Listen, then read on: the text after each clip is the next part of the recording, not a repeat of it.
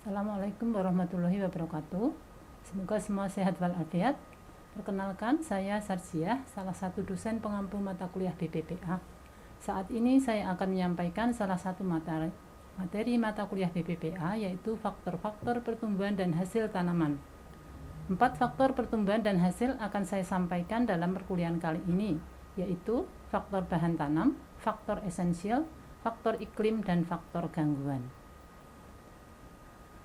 Terdapat 4 faktor besar yang mempengaruhi pertumbuhan produk dan hasil tanaman, yaitu faktor internal, yaitu bahan tanam, dan faktor eksternal, yaitu lingkungan, termasuk dalam faktor lingkungan, faktor esensial, faktor iklim, dan faktor gangguan. Faktor lingkungan akan berinteraksi dengan faktor bahan tanam dalam mempengaruhi pertumbuhan dan hasil tanaman. Dalam mempengaruhi pertumbuhan dan hasil tanaman, faktor bahan tanam ditentukan oleh mutu dari bahan tanam tersebut, yaitu sifat keturunan atau mutu genetis, kemurnian atau mutu fisik, dan daya tumbuh atau mutu fisiologis. Semakin baik sifat keturunan, maka makin tinggi kuantitas dan kualitas hasil tanaman. Benih yang murni adalah benih yang tidak banyak mengandung campuran. Daya tumbuh benih yaitu persentase benih yang mampu tumbuh dan menghasilkan.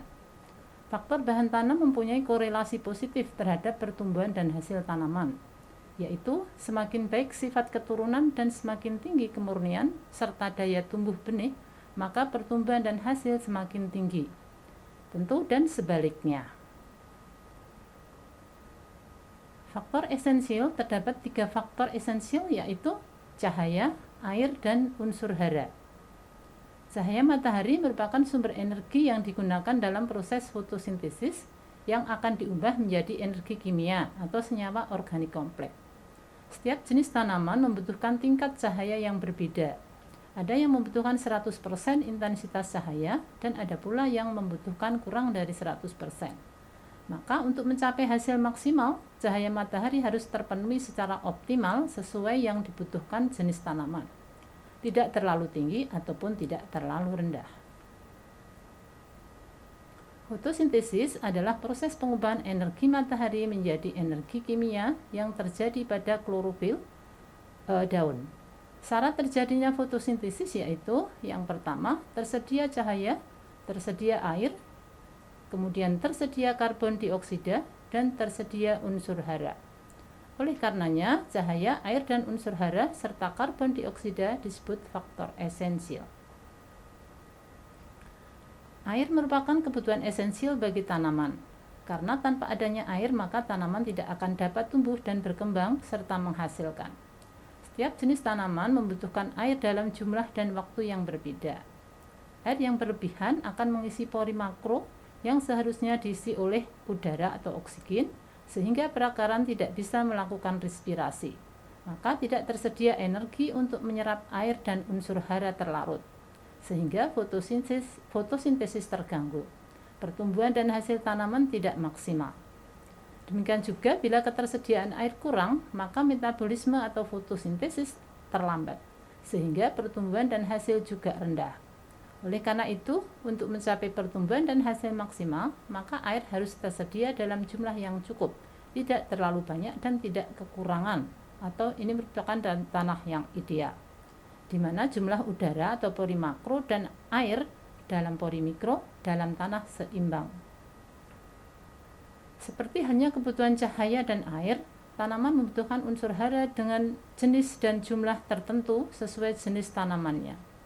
Bila terjadi kelebihan unsur hara esensial makro maupun mikro, maka akan terjadi keracunan atau ketidakseimbangan antara ketersediaan unsur hara makro dan mikro. Sedang bila unsur hara kurang mencukupi, maka akan terjadi gangguan metabolisme yang dapat berakibat pada hasil tanaman tidak maksimal.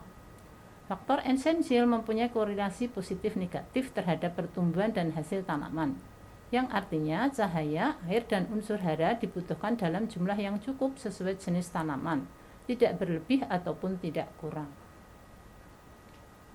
Tanaman dapat tumbuh dan berkembang baik serta mencapai hasil tinggi menghendaki kondisi iklim yang berbeda-beda. Curah hujan berpengaruh terhadap ketersediaan air dalam tanah yang dapat diserap tanaman. Suhu berpengaruh terhadap aktivitas kerja enzim metabolisme. Kelembapan udara berpengaruh terhadap laju transpirasi.